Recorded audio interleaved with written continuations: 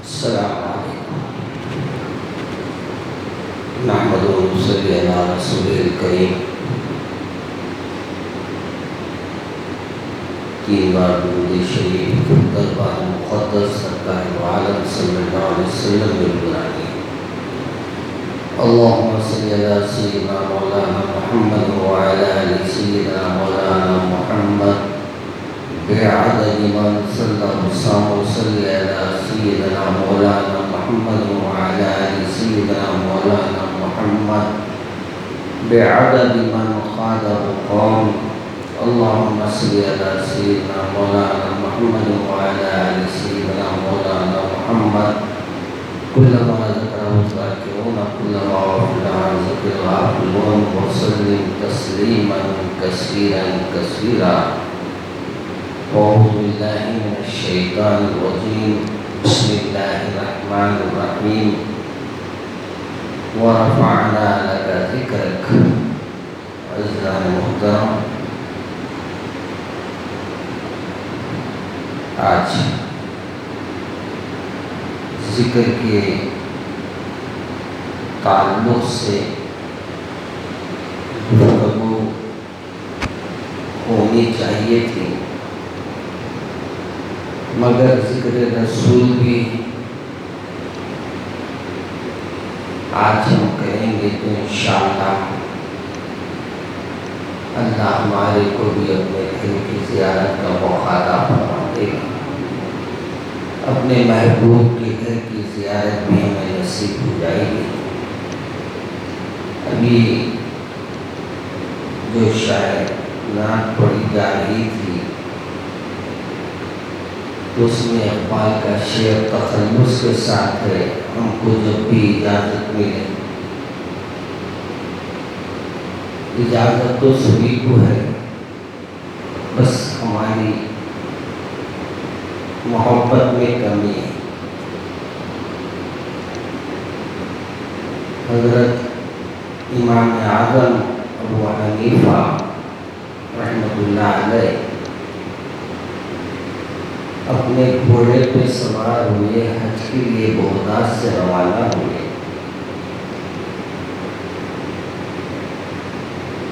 راستے میں بچے کو دیکھے کہ وہ چھت پہ کودتے جا رہا ہے۔ آپ نے کہا کہ بیٹے کہاں جا رہے ہیں؟ کہا کہ میں مکے میں اللہ کا گھر ہے، میں نے سنا ہے، اس کی زیارت کے لیے جا رہا ہوں۔ تو آپ نے کہا تو معلوم کہ راستہ کتنا لمبا ہے؟ تو اس بچے نے کہا کہ حضرت راستہ وہ لوگ دیکھتے ہیں جس کو راستہ بتانے والا نہ ہو، مجھے امید ہے اللہ میرے راستے میں آسانی عطا فرمائے گا۔ کہا کچھ کھانے پینے کا انتظام کرے، جس کے راستے میں نکلا ہوں وہ مجھے بھوکا نہیں رکھے گا۔ اس کے بعد آپ نے کہا بیٹے سنبھل کے تو چلو۔ تو اس بچے نے بیٹھ کر کہا امام صاحب خفا نہ ہوئے تو ایک بات کہوں، اگر میں گر گیا تو بولیں گے بچہ گر گیا، مگر امام صاحب آپ ذرا سنبھل کے جائیے، کیونکہ آپ گر گئے تو قوم گرنے کے معنی ہو جائے۔ آپ بچے کی دور اندیشی اور فلسفانہ گفتگو سے بڑے متاثر ہوئے۔ آپ نے کہا یہ بچہ چند راستے میں تھوڑی دور جائے گا اور پھر تھک کے آ جائے گا۔ فرماتے ہیں کہ میں چلا گیا، مگر حج کرنے کے بعد جب میں مینا میں آیا اور اپنا دمبا ذبح کیا، کرنے کے بعد ایک پہاڑ پہ دیکھا میں کہ کچھ بھیڑ جمی ہوئی ہے۔ آپ فرماتے ہیں یہ بھیڑ کتنی ہے؟ آخر لوگ کیوں جمع ہیں، چنانچہ آپ قریب جاتے ہیں. قریب جانے کے بعد دیکھتے کیا ہے کہ وہی بچہ ہے جو راستے میں آپ کو ملا تھا.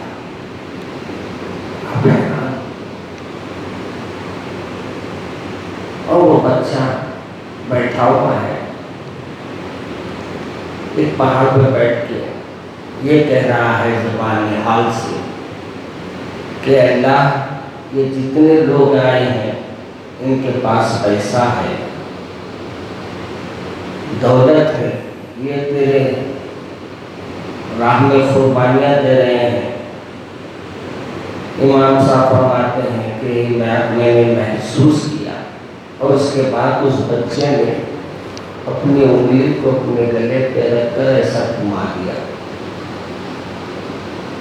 ابھی میں دیکھ ہی رہا ہوں کہ بچہ گرا اور اس کا انتقال ہو گیا. گویا امام صاحب فرماتے ہیں اپنی زبان حال سے وہ یہ کہہ رہا تھا کہ اللہ، سب کے پاس تو پیسے ہیں، وہ قربانی دے رہے ہیں، میرے پاس پیسے نہیں ہیں، میں قربانی تو نہیں دے سکتا، لیکن میں اپنی جان دے سکتا ہوں، اس واسطے اپنی جان تیرے حوالے کر رہا ہوں.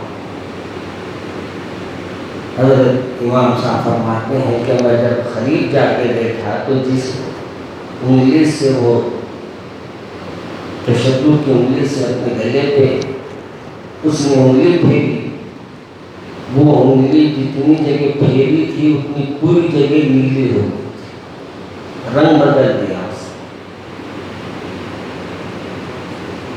فرماتے ہیں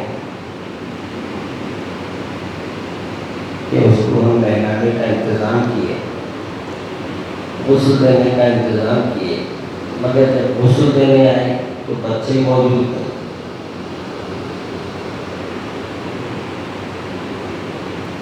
بعض کتابوں میں ہے کہ بچے کا غسل دیا گیا، نماز پڑھائی گئی، اس کے بعد اس جنازے کو اٹھایا گیا تو جنازہ خالی نظر آیا. سو گئے، ایک دن گزر گیا، دوسرے دن خواب میں آیا بچے کا خواب میں آنا، اور امام صاحب کو اس نے کہا کہ امام صاحب، اللہ تبارک و تعالیٰ نے مجھ پر رحم فرمایا اور کہا کہ بیٹے، اپنے گھر سے میرے گھر تک آنے تو نے کسی کا احسان نہیں لیا، تو میرے گھر کو آتے وقت آخری سفر میں تیرا احسان لوگوں پہ کیوں رکھوں؟ اس لیے مجھے فرشتوں نے نہلایا اور اللہ تبارک و تعالیٰ نے میری مغفرت کا معاملہ کر دیا اور انہوں نے میرے کو غسل دیا، انہوں نے میرا جنازہ اٹھایا. یاد رکھیے، کشیش عشق غالب نہیں ہے دل ورنہ، کہیں آپ سا محبوب بھی ترساتا ہے، ہماری کشش نہیں. حضرت جامی کے بارے میں آتا ہے بہت حالات خراب تھے، ہر طرف مسلمان پریشان تھے، تو حضرت جامی شاعر تھے، ایک قصیدہ لکھ دیا انہوں نے، اور وہ قصیدہ لے کر انہوں نے طے کیا کہ اب میں جا کے حضور کے سامنے ایک قصیدہ سناؤں.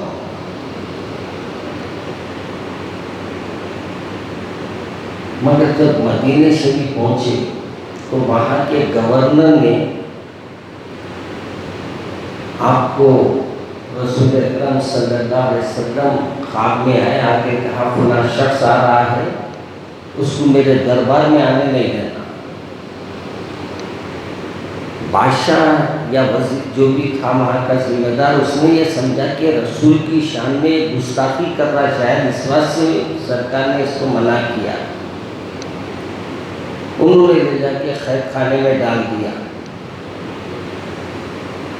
جب قید خانے میں ڈال دیا، پھر دوسرے دن بعد اللہ کے رسول خواب میں آئے اس بادشاہ کی، آ کے کہا میاں تم کیا کر رہے ہیں اس کے ساتھ؟ کہا اس نے آپ نے فرمایا نا وہ نہیں آنا، مدینہ شریف میں حاضری نہیں دینا، اس واسطے میں اس کو قید کر دیا. بولے ختم بات ایسی نہیں ہے کہ وہ کوئی میرے ساتھ بدتمیزی کرے، بلکہ وہ جو قصیدہ لکھ کے آ رہا ہے، اگر وہ قصیدہ میرے پاس آ کے خبر پر پڑھے تو مجھے اٹھ کے جواب دینا لازم ہو جائے گا، اس لیے میں نے رکانے کے لیے کہا۔ سبحان اللہ، کیسے لوگ گزریں گے، ہم کدھر ہے، محبت میں بھی آتے ہیں۔ اسی کے چند شعر میں اکثر گنگناتے رہتا ہوں اور اکثر پڑھتے رہتا ہوں۔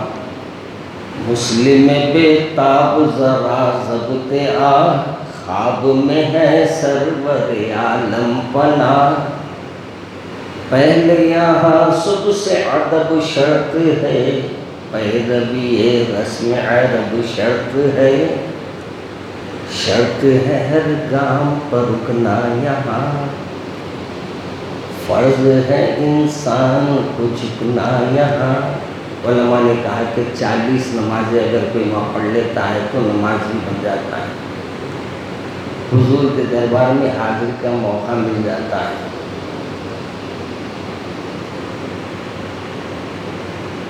فرض ہے انسان کو جھکنا یہاں، شاہ کی تکریم یہاں فرض ہے، سجدہ تعظیم یہاں فرض ہے، گنج دو عالم کا دفینہ ہے یہ، یعنی کہ سرکار مدینہ ہے یہ،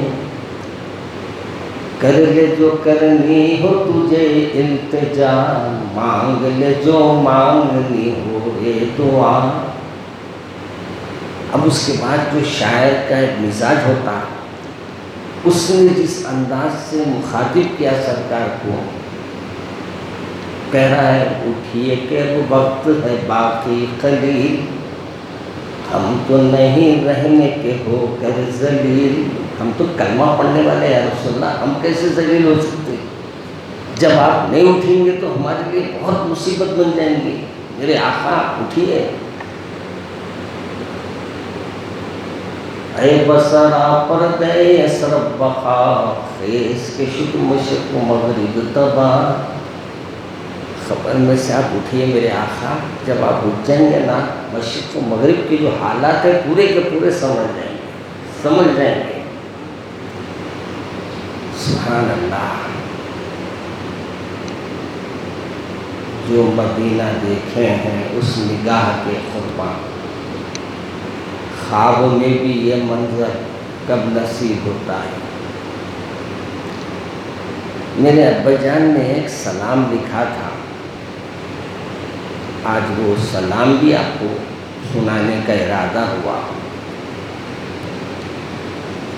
اور سرکار کے در کی حاضری کے بارے میں سرکار نے جس انداز سے فرمایا،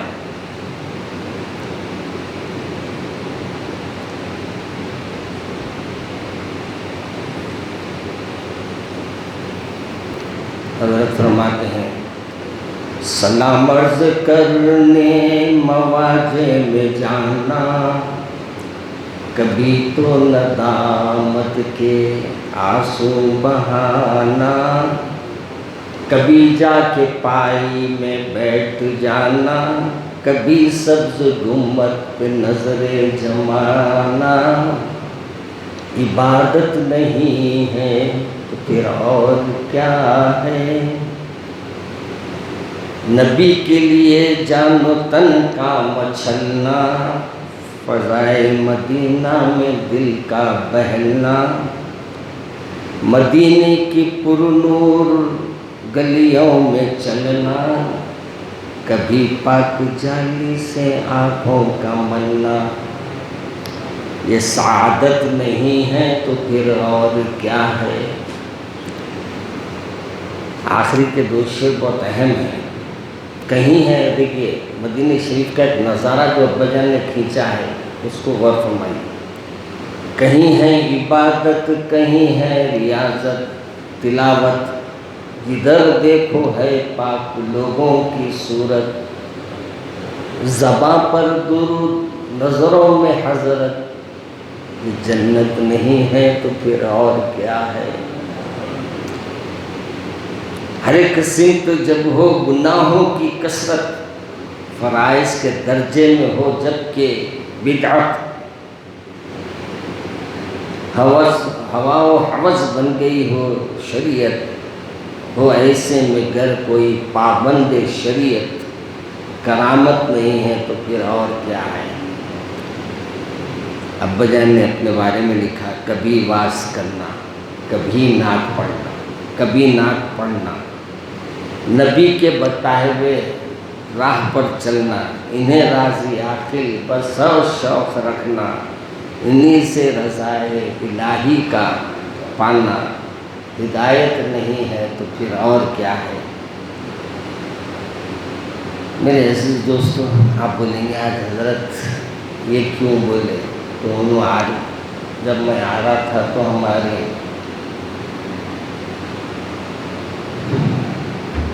جزائی صاحب نے نعت پڑھنا شروع کیا، ایک ایک منظر رسول پاک صلی اللہ علیہ وسلم کے دربار میں، مدینے کی نمازیں، مکے کی نمازیں، مدینے کی تصاویر، مدینے کی مکہ مکرمہ کی تصاویر، سبھی آپ اور ہم نیٹ پہ دیکھ سکتے ہیں۔ بس دعا کیجیے کہ اللہ ہم سب کو بلائے، ہم سب کو زیارت کرائے۔ ان کے لیے بلانا دشوار نہیں ہے، بس ہمارے میں کمی ہے، اللہ اسے دور فرمائے۔ میرے عزیز دوستو، آج درس رکھنے کا مقصد یہی تھا کہ میں بولا وقت ضائع کیوں کر، ایک بار یہاں ذکر کر لیں گے، شاید پھر اللہ نے ہم کو موقع دینا دے۔ تو میں نے کہا چلو آج ذکر کا اعلان تو کر دیا تھا میں، آج میں نے کہا چلو سب کو بلا کے ذکر کر ہی لیں گے، اور ذکر اللہ کے ذکر کے ساتھ تھوڑے رسول صلی اللہ علیہ وسلم کا بھی ذکر کر لیں گے۔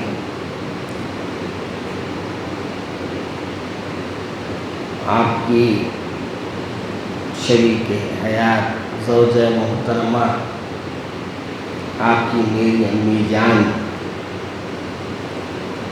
خدیجۃ الکبریٰ ام المومنین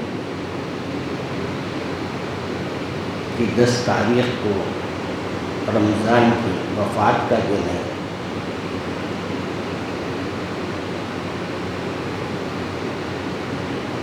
اگر آپ کی سیرت پڑھے تو ایسی پیاری سیرت ہے، آپ کو لقب طاہرہ تھا، پاک، اور آپ کے والد ماجد بڑے تاجر تھے، وہ تجارت کرتے تھے۔ جب جنگ فتح ہوئی اس میں آپ کے والد کا انتقال ہوا، تو تجارت کی ذمہ داری پھر بی بی صاحبہ نے اٹھا لی، اور وہ تجارت کا مال لوگوں سے دوسرے ملکوں میں بھیجتے اور اس سے کاروبار کرتے۔ ایک وقت ایسا آیا کہ بی بی صاحبہ کو میرے رسول صلی اللہ علیہ وسلم کی اوصاف حمیدہ معلوم ہوئی، آپ کے بارے میں سنا کہ آپ بہت ہی اچھے تاجر ہیں، بہت ہی ایماندار ہیں، آپ کو لوگ امین کہتے ہیں، صدیق کہتے ہیں۔ چنانچہ آپ نے اپنی تجارت کے لیے اپنے رسول اکرم صلی اللہ علیہ وسلم کے پاس بول بھیجا، فرمایا کہ آپ میرا مال لے جائیے، میں دوسروں کو جو منافع دیتی ہوں اس سے کچھ زیادہ منافع آپ کو دوں۔ میں بی بی صاحبہ کا ذکر اس لیے آپ کو سامنے کر رہا ہوں، ہم لوگ سب کا ذکر کرتے ہیں، ہمارے سرکار کی پیاری محبوب ترین بیوی بی بی خدیجہ الکبریٰ کا ذکر ہمارے پاس خطبوں میں نہیں ہوتا، نہ اپنے بچوں کے سامنے ہم بی بی صاحبہ کی سیرت کو بیان کرتے ہیں۔ فرماتی ہیں کہ سرکار نے آپ کے اس پہل کو تجارت کی قبول فرمایا، اور آپ جب سفر کرنے لگے تو ماشاءاللہ تجارت میں کئی گنا فائدے ہونے لگے۔ فرماتی ہیں کہ میں نے اپنے غلام کو میرے رسول کے ساتھ دیا کہ راستہ تمام میرے رسول کی حفاظت بھی کرنا اور مجھے آگے پل پل کی خبر دینا۔ چنانچہ آپ کا غلام ساتھ رہتا۔ ایک دن آپ بالائی منزل پر بیٹھی ہوئی تھی، دیکھی کہ دور سے ایک ابر کا ٹکڑا آ رہا، ابر چل رہا ہے۔ سبحان اللہ۔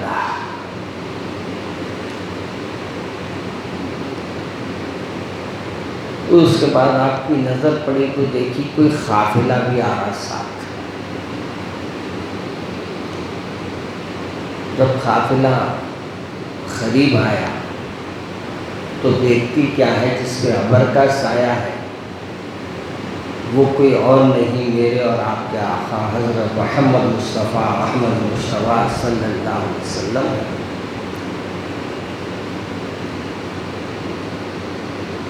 جیسے فرماتے ہیں انگلیاں اٹھنے لگی، دور سے وہ آ پہنچا، گردنیں جھکنے لگی، سجدے کی خاطر ہٹ جا، سب لگے کہنے کہ وہ ہے سائے ذات یکتا، آدمی ہم نے اس حسن کا دیکھا نہ سنا، آدمی ہوتا تو اس ماہ کا سایہ ہوتا، جس کو سایہ نہ ہو وہ نور خدا ہے وہ خدا۔ سرکار کی شان یہ رہی کہ سایہ بھی نہیں ہے، ثانی بھی نہیں، سایہ بھی نہیں تھا میرے سرکار کا، ثانی بھی نہیں تھا۔ اگر سایہ رہتا میرے صحابہ کو چلنے میں تکلف ہوتا۔ اللہ نے کیا کیا، ہم کو رحم کھا کر ہم کو سائے میں سرکار کے رکھا، مگر سرکار کے سائے کو ختم کر دیا تاکہ بے عدلی ہونے نہ پائے۔ بی بی صاحبہ اس عمل سے بڑی متاثر ہوئی، پھر غلام نے جو رستہ تمام آپ کے معجزات کو بیان کیے، بڑی متاثر ہوئی۔ آپ نے پیام بھیجا، آپ نے کہا میں اپنے چچا جان ابو طالب سے پوچھ کر آپ کو رضامندی کا معاملہ طے کرتا ہوں۔ ابو طالب سے آپ نے پوچھا تو آپ نے فرمایا بیٹے اس عورت کی پاکی کے بارے میں کچھ نہیں کہا جا سکتا، یعنی اس کی کوئی مثالی نہیں ہے، اور اس کے پیامات کئی لوگوں نے بھیجے ہیں مگر کسی کے پیام کو انہوں نے قبول نہیں کیا، یہ اپنے طرف سے پیشکش کیے ہیں۔ وہ طاہرہ ہے، نیک ہے، پاک ہے اور بڑی تاجر ہے، آپ نکاح کر سکتے ہیں۔ ابو طالب نے آپ کا نکاح پڑھا اور خطبہ دیا، اور پھر آپ سے جو صاحبزادیاں ہوئی ہیں وہ تو آپ کو اور ہم کو سب کی معلوم ہے، 4 کو صاحبزادیاں ہیں، 2 صاحبزادے محمد ابو القاسم سرکار کو کہتے تھے۔ قاسم آپ کے بڑے بیٹے تھے، عبداللہ جو ہے چھوٹے بیٹے تھے۔ اور اس طریقے سے سرکار کے 4 صاحبزادیاں تھے، Bibi Bibi Zainab, Bibi Bibi Zainab, Bibi Bibi Ruqayyah, Bibi Bibi Umm Kulthum, Bibi Bibi Fatima الزہرا۔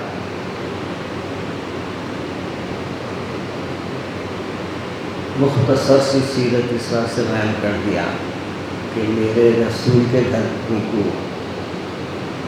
گھر والوں سے بھی تو پوچھیں گے، اللہ کے رسول میرے گھر والوں کو جانتے کیا؟ اور آپ کو معلوم میرے رسول صلی اللہ علیہ وسلم کی پوری حیات میں اگر آپ کی کوئی سہیلیاں آتی ان کا بھی بڑا احترام کرتے تھے سرکار، ان کو بھی انعامات و اکرامات سے نوازتے تھے اور فرماتے تھے یہ میرے کو اس وقت ساتھ دی ہے جب دنیا میرے سے نفرت کرتی تھی، یعنی دنیا مجھے تکلیف دیتی تھی، اس وقت اگر کوئی ساتھ دیے ہیں تو حضرت آپ کی اور میری امی جان بی بی خدیجہ الکبریٰ تھے، جو آپ کو سب سے پہلے آپ نے اپنے شوہر کے لیے پوری جائیداد جتنی تھی نکاح کے بعد کہا یہ امانت آج سے آپ کی ہے۔ اور پھر رسول اکرم صلی اللہ علیہ وسلم غار حرا میں گئے۔ غار حرا میں پہلی وحی نازل ہوئی۔ پہلی وحی کون سی نازل ہوئی؟ اقرا۔ کون سی نازل ہوئی؟ اقرا۔ آپ جب یہ کیفیت دیکھیں تو سرکار تشریف لائے، لا کے کہتے ہیں کہ وہ پورا واقعے کو میں نے بیان کر رہا ہوں۔ تشریف لائے، لانے کے بعد آپ نے کہا مجھے جاڑا ہو رہا ہے، زمین ہوگی، یعنی مجھے کچھ اڑاؤ۔ آپ نے فرمایا میرے آقا آپ پریشان نہ ہوئیے، آپ یتیموں کی سرپرستی کرتے ہیں، بیواؤں کی مدد کرتے ہیں، آپ لوگوں کے لیے خیر خواہ ہیں، آپ امین ہیں، آپ کے ساتھ اللہ برا نہیں کرے گا۔ تو میرے رسول کی امت میں بھی یہ چیزیں آنا، کیا کیا آنا؟ امین بننا، امانت دار، دشمن بھی امانت رکھانے کہاں آتے تھے؟ سرکار کے پاس۔ دوسرا یتیموں کی سر پہ ہاتھ رکھنا، اور تیسرا اپنے محلے میں کوئی بیوہ ہے، ضرورت مند ہے، اس کی تکلیف کا خیال رکھنا۔ چوتھا ہر چیز میں اللہ کی رضا دیکھنا، اللہ کی مرضی دیکھنا۔ یہ 4 چیزیں آج کے درس میں آپ نوٹ کر لیجئے۔ یار زندہ صحبت باقی، پھر انشاءاللہ اللہ کی ہماری ملاقات کرائے گا تو ہم ضرور ملیں گے انشاءاللہ۔ اور کس کی کیا ہو میری مگر اتنا مت کھاؤ کہ سحری میں کھا لیے تو افطار تک سو رہے ہیں۔ ابھی میں آ رہا تھا تو ہوٹلوں کے پاس دیکھا ماشاءاللہ ہر جگہ کوئی چیز نہیں بک رہی، بولتے ہیں چپلا بھی بک رہے، جوتے بھی بک رہے، اور کھانے میں تو حد کے ختم ہو جائے گی۔ پھر بول رہے ہیں نہیں مولانا روزہ ہے۔ دیکھیے روزے کی مراد کیا ہے؟ یا ایھا الذین آمنوا کتب علیکم الصیام کما کتب علی الذین من قبلکم لعلکم تتقون۔ آپ کو کیوں روکا گیا کھانے سے؟ اللہ میاں کو آپ نہیں کھائے تو کیا راشن بچ رہا اللہ میاں کے پاس؟ ایک صاحب بولے مولانا بہت بچ رہا ہوں گا۔ مولانا تم لوگ آج شام میں اتنا کھا جا رہے ہیں، 3 ٹائم کا ایک وقت میں کھا جا رہے ہیں، گھر میں ہی پوچھ لو، بیوی بولتی کیا ہو گیا تمہیں، اتارے پڑیں کیا، جب دیکھو کھینچ رہی کو۔ ایک صاحب بیٹھے ہوئے تھے، صبح میں 8-10 روٹیاں لے کے بیٹھے ہوئے سری میں کھا رہے ہیں۔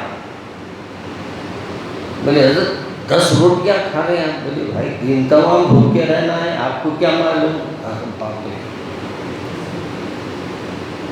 شام میں افطار کے بعد دیکھے تو پھر 10 روٹیاں کھا رہے ہیں۔ بولے اب کیا ہوا؟ بولے دن تمام بھوکا تھا نا، بھوکا رہ رہا ہوں بول کے صبح کھا گیا، بھوکا ہوں بول کے شام میں کھا گیا۔ تو اب یہ اپنی کھانے کی جو چیزیں یاد رکھی ہے کہ پیٹ کو مارنے کے دن ہے، خواہشات کو ختم کرنے کے دن ہے۔ اللہ تبارک و تعالیٰ فرماتا ہے یہ میں رمضان کے روزے تم پہ فرض اس لیے کیا ہے، اور پھر میرے پہ آپ پہ فرض نہیں ہوئی ہے۔ آپ سمجھ رہے ہیں کہ ہم پہ فرض ہو، بنی اسرائیل پہ بھی فرض، لوگوں پہ روزے تھے۔ اور پھر یہ دوسری بات یہ ہے کہ روزوں کی بھی اقسام ہوئے ہیں۔ پہلے روزہ تھا، پھر روزے میں ہمارے کو یہ باب عمرے والے صاحب تشریف لا رہے ہیں، ماشاءاللہ عمرہ انہوں کر کے آ گئے ہیں ماشاءاللہ۔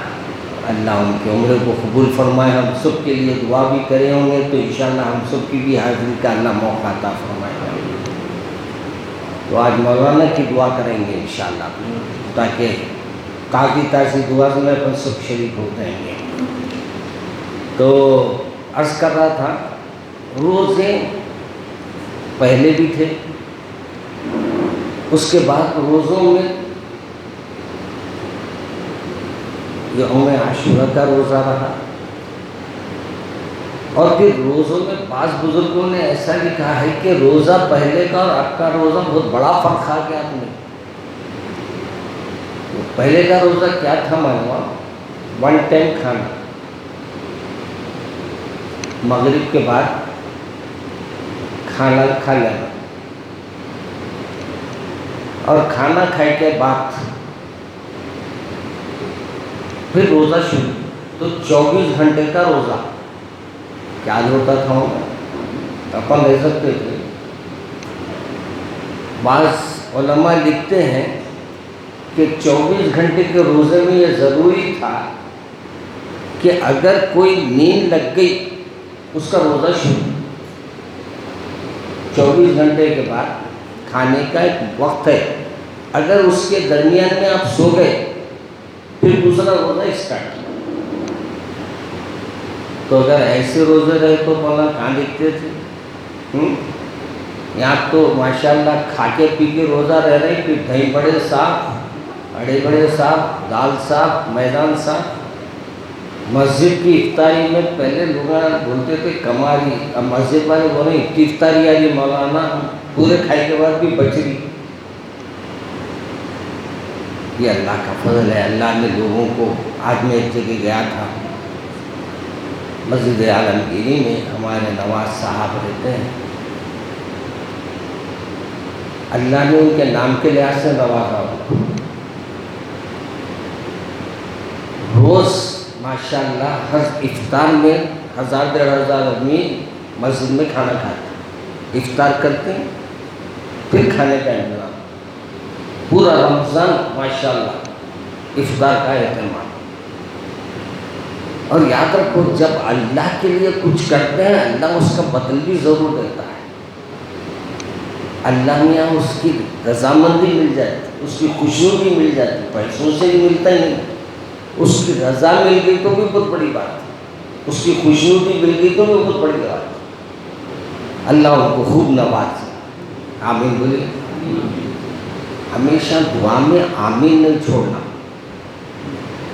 اپنے واسطے آمین بولتے دوسرے کے واسطے بھول جاتے، یہ غلط بات ہے۔ تو خیر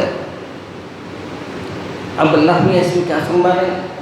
روزہ میں تم پہ فرض اس واسطے نہیں کرا تم کو بھوکے رہ کے میں کچھ چاول بچانا تھا، آٹا بچانا تھا، گیہوں بچانا تھا، ترکاری بچانا تھا، بلکہ روزہ اس واسطے فرض کیا میں تاکہ تمہارے اندر، تمہارے اندرونی شیطان، تو باہر کا شیطان تو قید ہو گیا، اندرونی شیطان کو بھی مارنا. اور اندرونی شیطان کب مرتا؟ جب تم اللہ کا ڈر پیدا کریں گے، اللہ کا خوف پیدا کریں گے، تقوی پیدا کریں گے. اب حضرت عمر رضی اللہ تعالیٰ عنہ نے اپنے ایک صحابی سے پوچھا تقوی کس کو بولتے ہیں؟ یہ بھی ایک بڑا مسئلہ ہے. تقوی بھی نہیں معلوم اپنے کو، فتویٰ معلوم ہے. مولانا کھا لیا کھائے گا، بس بھولے سے کھا لیا مولانا، روزہ تو ہوں نا. ہاں یہ بیٹا جان بوجھ کے. اور اچھا کمال کی بات یہ ہے آپ، اللہ ہم پہ کتنا مہربان ہے. کبھی غور کریں آپ، اگر آپ جا کے کچھ کھا رہے ہیں غفلت میں، جا کے آپ دسترخوان چھوڑ کے اندر سے فریج میں سے نکال کے کھا رہے ہیں، ایسا نہیں، غفلت میں کھا رہے ہیں، تو سامنے والا دیکھ رہا تو اس کو حکم نہیں ہے روکنے کا، سائلنٹ. ارے اللہ کھلا رہا اپن کیوں روکنے کے بابا؟ اپن کھانا نہیں پانی پی لے رہا، پی لیں دو، اللہ پلانا چاہ رہا اپن کیوں. مگر جان بوجھ کے اگر آپ بول رہے ہیں منہ بھر گیا مولانا، الٹی آ گئی میرے، اب یہ اپنے سے نئی نئی چیزیں پیدا کر لیتے، اس سے روزے. مگر روزے کے معنی تقوی پیدا ہونا ہے. اور تقوی کے بارے میں حضرت عمر رضی اللہ تعالیٰ عنہ نے اپنے ساتھی سے سوال کیا، آپ کو اور مجھے سمجھانے کے لیے. حضرت عمر کو ضرورت نہیں تھی وہ، مگر مجھے اور آپ کو بتانے کے لیے یہ بتایا. آپ نے پوچھا میاں تقوی کس کو بولتے؟ تو وہ صحابی رسول نے فرمایا کہ عمر رضی اللہ تعالیٰ عنہ سے کہ تقوی اس کو بولتے ہیں کہ کانٹیے والے درخت ہے یا کانٹیاں والا ویر ہے، اگر ہم اس میں سے جا رہے ہیں تو اپنے دامن کو، اپنے کپڑوں کو بچا کے جاتے ہیں تاکہ کپڑے نہ پھٹے. اسی طریقے سے گناہوں سے بچ کے نکلنے کا نام تقوی ہے. عام کانٹوں سے آپ کے جو کپڑے پھٹتے ہیں، آپ کے غلط عمل کی وجہ سے نیکیاں مٹ جاتی ہیں، اور نیکیوں کو بچانے کے لیے آپ کو.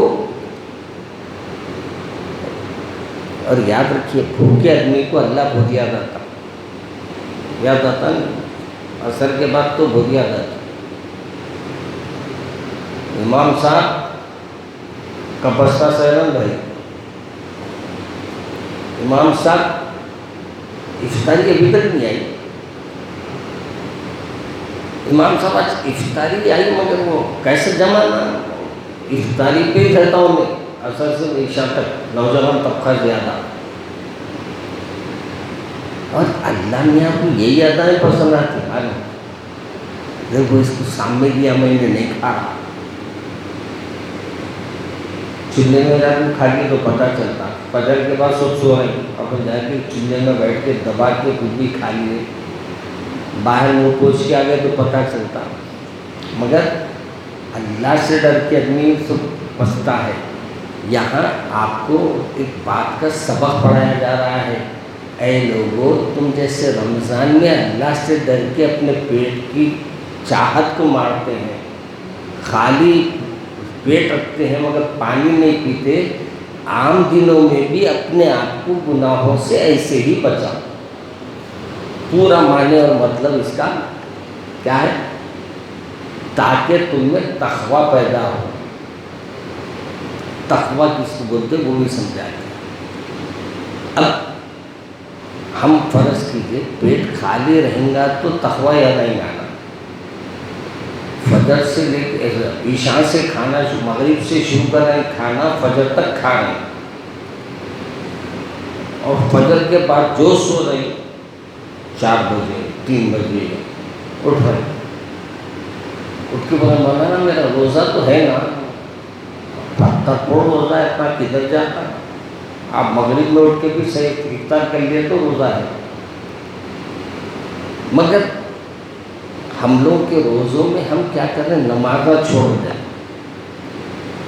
اللہ کے طرف رجوع ہونا چھوڑ رہے ہیں. یاد رکھیے نماز فرض ہے، اور یہ فرائض کے ساتھ ساتھ ہمارے ارکان کتنے ہیں؟ نماز، روزہ، زکوٰۃ، توحید کے ساتھ دونوں میں، توحید کو چھوڑ دیا میں، توحید کو ہر ایک جانتا نا۔ توحید کیا ہے؟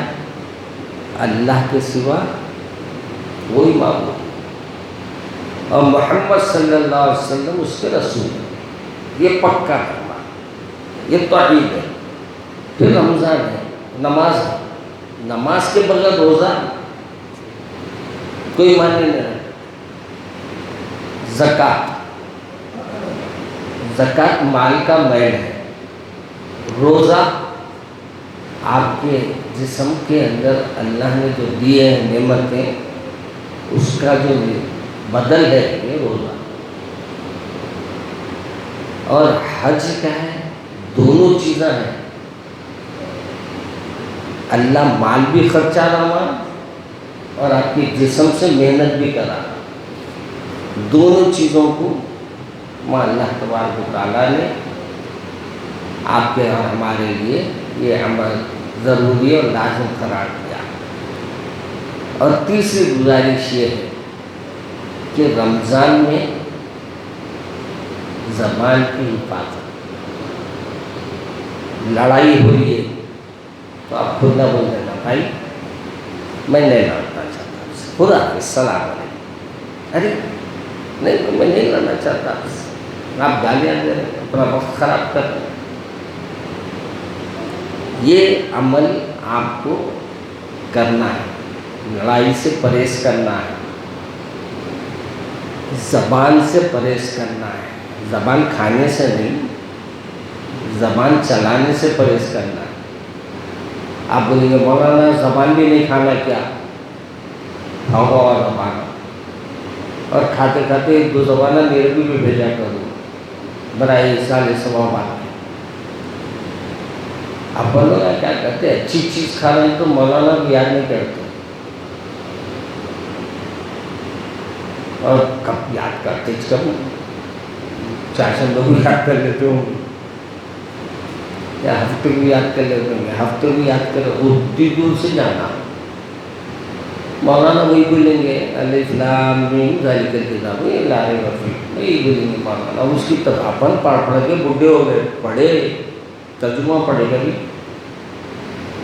میں 90% حفاظ سے پوچھا ہوں آج تک کہ آپ قرآن پڑھے؟ کہا ہاں، میں بولا ترجمہ پڑھے؟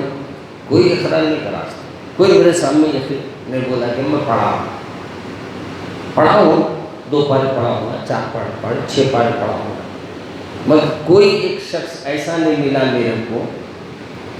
ہاں یہ الگ بات ہے، حافظ بھی ہے، عالم بھی ہے، وہ تو الگ بات ہے، مگر حفاظ کرام میں آج قرآن پاک تو زبانی رٹے ہوئے ہیں، مگر ان سے پوچھے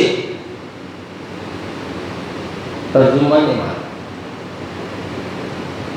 کم سے کم میں یہ بولتا ہوں کہ اپن لوگ جو سورے پڑھتے ہیں نا اس کا ترجمہ تو یاد کریں، ان آتے ہیں خلوالہ کے ترجمہ یاد کریں، معلوم تو ہوگا اللہ ہم کو کیا بول رہا، کیا فرما رہا۔ جب ہم اللہ کیا فرما رہا ہمارے ذہنوں میں آ جائیں گا تو ہم عبادت میں بھی لطف آ جائے گا، عبادت میں بھی مزہ آ جائے گا۔ آئیے اب اللہ کا ذکر کریں گے، اب لوگوں کا انتظاغیث وصلح لنا شاننا وتکلنا بطرفۃ عین، یا قاضی الحاجات، یا حل المشکلات، یا دافع البلیات، یا شافی الامراض۔ اے اللہ اپنے فضل سے، اپنے کرم سے اللہ ہمیں اپنے گھر کی زیارت کا موقع عطا فرما۔ اے اللہ ہم سے کوتاہیاں، گناہ، لغزشیں جو بھی ہو گئی اسے معاف فرما۔ اے اللہ ہمیں اپنا فرمانبردار اطاعت گزار بنا۔ اے اللہ جو ہماری بچی کے بارے میں آئے ہیں، حفصہ کے بارے میں، اللہ اس کو صحت کاملہ و عاجلہ عطا فرما۔ اے اللہ اور جو بیمار ہے، جو ہمارے دعا کے لیے کہیں، سب کو اپنے فضل سے، اپنے کرم سے شفاء کاملہ و عاجلہ عطا فرما۔ اے اللہ ہمارے کو مستجب الدعوات بنا۔ اے اللہ ہمیں اپنے نیک اور صالح بندوں میں شامل فرما۔ ہمارے مولانا عامر صاحب تشریف لائے ہیں، ان کی دعا پر انشاءاللہ